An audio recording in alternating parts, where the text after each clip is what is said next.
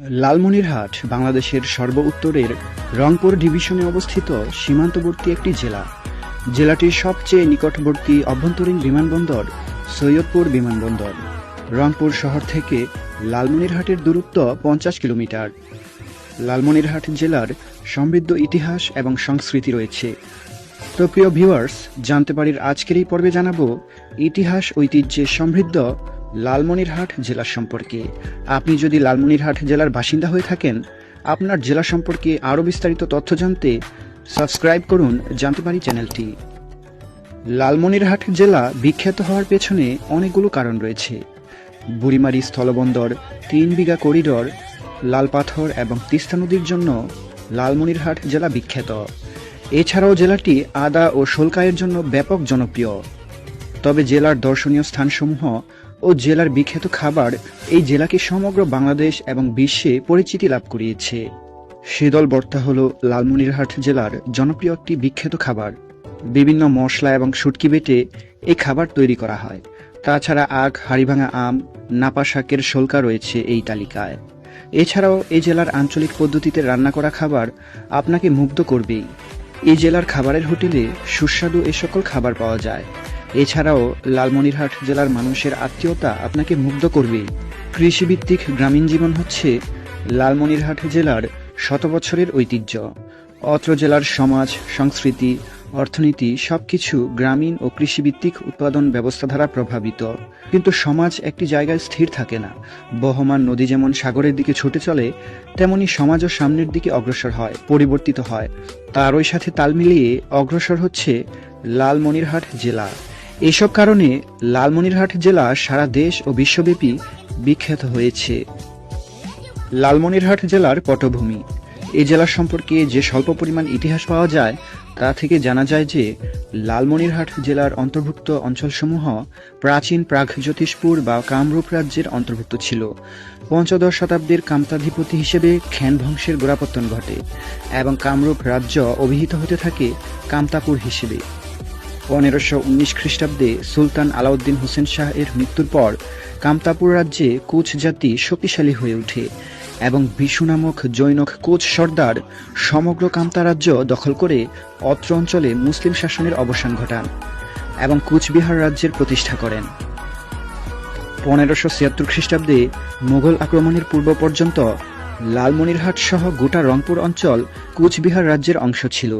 1687 সালে কাকিনা অধিকারের পর সুবাদার শায়েস্তা খান এর পুত্র এবাদত খান এখানে মুঘলদের স্মরণে একটি হাট প্রতিষ্ঠা করেন, যার নাম রাখা হয় মুঘল হাট, যা সদর উপজেলায় অবস্থিত। 1765 সালে রংপুর কালেক্টরেট প্রতিষ্ঠিত হয়, যা পূর্ণতা লাভ করে 1781 সালে।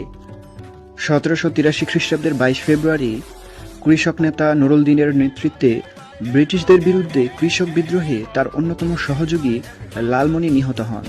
ধারণা করা হয় যে লালমনির নাম অনুসারে এই অঞ্চলের নাম হয় লালমনিরহাট। স্থায়ী পুলিশ বাহিনী গঠনের নিমিত্তে 1793 সালে সমগ্র রংপুর অঞ্চলকে 21টি থানায় এবং পরে 1809 সালে আরও 5টি থানা বাড়িয়ে মোট 26টি থানা গঠন করা হয়, যেখানে লালমনিরহাট জেলার বর্তমান আদিতমারি, কালীগঞ্জ ও হাতীবান্ধা উপজেলাভুক্ত অঞ্চল নিয়ে ফুরনবাড়ি, বর্তমান সদর উপজেলা ও কুড়িগ্রাম জেলার ফুলবাড়ি উপজেলাভুক্ত অঞ্চল নিয়ে বড়বাড়ি ও বর্তমান পাটগ্রাম উপজেলাভুক্ত অঞ্চল নিয়ে পাটগ্রাম নামক থানা গঠন করা হয়। শাসন কার্যের সুবিধার্থে প্রশাসনিক পুনর্বিন্যাসের ফলে 1869 সালে জলপাইগুড়ি জেলা গঠিত হয়, যার ফলে পাটগ্রাম থানা জলপাইগুড়ি জেলার অন্তর্ভুক্ত হয়।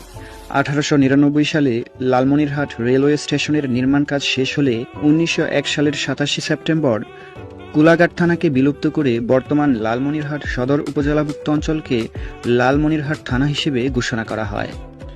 লালমনিরহাট পৌরসভা গঠিত হয় 1972 সালের 20 জানুয়ারি।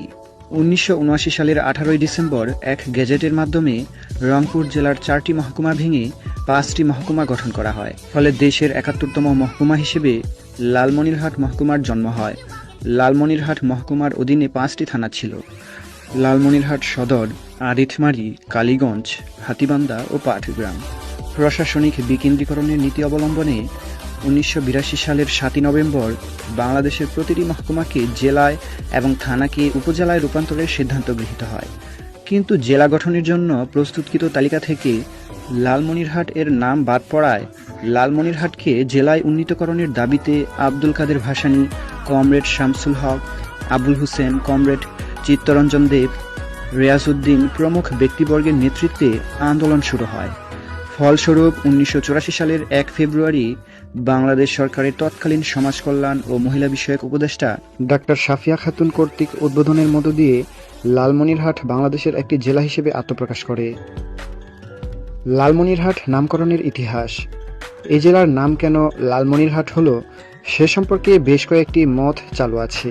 সেগুলো হলো 19বিংশ শতাব্দীতে যখন বেঙ্গল ডুয়ার্স রেল লাইন তৈরির জন্য মাটি খননের কাজ চলছিল, তখন শ্রমিকরা এখানে মাটির নিচে লাল পাথর দেখতে পায়। সেই থেকে এই জায়গার নাম হয়েছে লালমনি। অন্য মতানুসারে ব্রিটিশ রেলওয়ে যে মহিলার জমি অধিগ্রহণ করেছিল তার নাম ছিল লালমনি। তার অবদানের স্বীকৃতিস্বরূপ এলাকার লোকজন এই জায়গার নাম রাখে লালমনি। অন্য আরেকটি মত হল 1783 সালে সাধারণ কৃষকদের অধিকার প্রতিষ্ঠার জন্য লালমনি নামে একজন মহিলা কৃষক নেতা নুরুলদিনকে সাথে নিয়ে ব্রিটিশ সৈন্য ও জমিদারদের বিরুদ্ধে লড়াই করে নিজেদের জীবন উৎসর্গ করে। সেই থেকে এই জায়গার নাম হয় লালমনি। কালের বিবর্তনে হাট শব্দটি লালমনি শব্দের সাথে যুক্ত হয়ে লালমনিরহাট নামকরণ হয়েছে। জেলার ভৌগোলিক অবস্থান 25.48 ডিগ্রি থেকে 26.27 ডিগ্রি উত্তর অক্ষাংশ এবং 88.38 ডিগ্রি থেকে 89.36 ডিগ্রি পূর্ব দ্রাঘিমাংশের মধ্যে জেলাটির অবস্থান।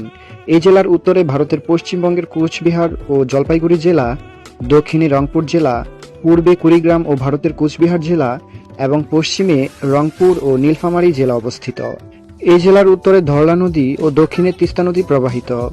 লালমনিরহাট জেলার উপজেলা 5টি, থানা 5টি, সংসদীয় আসন 3টি, ইউনিয়ন 45টি, পৌরসভা 2টি, মৌজা 354টি, গ্রাম 478টি, নদী ছোট বড় 10টি।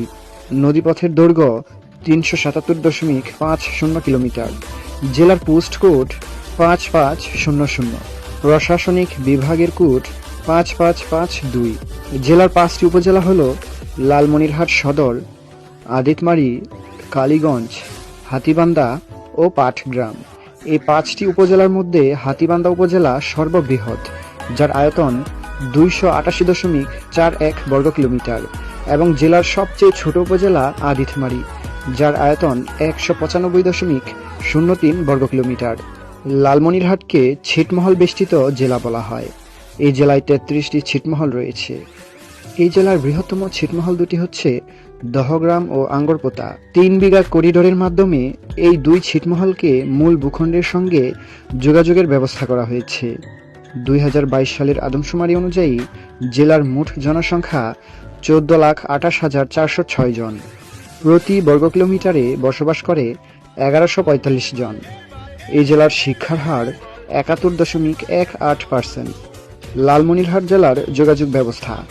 সড়ক পথে ঢাকা হতে লালমনিরহাটের দূরত্ব 343 কিলোমিটার এবং রেলপথে ঢাকা হতে লালমনিরহাট রেল স্টেশনের দূরত্ব 580 কিলোমিটার।